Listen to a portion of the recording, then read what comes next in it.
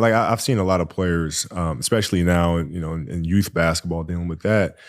You have players that are like bigger and faster and stronger, and their coaches are just coaching them for results. But guess what? There's Wednesday. Yeah. So are we just supposed to live our lives like this the whole time?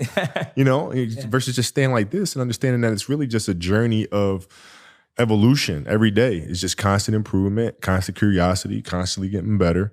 The results don't really matter. It's the figuring out that matters. Yeah. And we all get obsessed about the results. Yeah. Like we get obsessed about like the output, not the input, of not figuring it out and not like changing things. What you said, trial and error, like the experimenting. Yeah. We forget to do that. It's unfortunate, man. Like I've seen a lot of players, especially now, in youth basketball, dealing with that.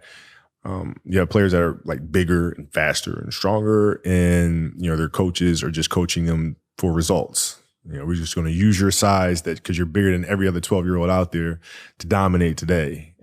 But they're not growing, right? So they're just based on that result, but they're not focused on growing this young child into becoming a better athlete. And through that, teaching them how to become a more well-rounded person. And we're missing that. Yeah. See what you've said there, I want to ask you this, and I'm not saying because yourself best and you know how you've got there. So I'm asking it from a place of humility, of learning. When I look at you, I'm like, your superpower isn't just your work ethic. Your superpower isn't just like figuring things out. Your superpower is like you think strategically. Like that's a very strategic thought of saying this person could be this in the future if they were developed as a whole individual, rather than just like, let's use them for the short term. Right. Like, where did you develop that from, that ability to see beyond, to think deeper, to reflect deeper? Where did that come from?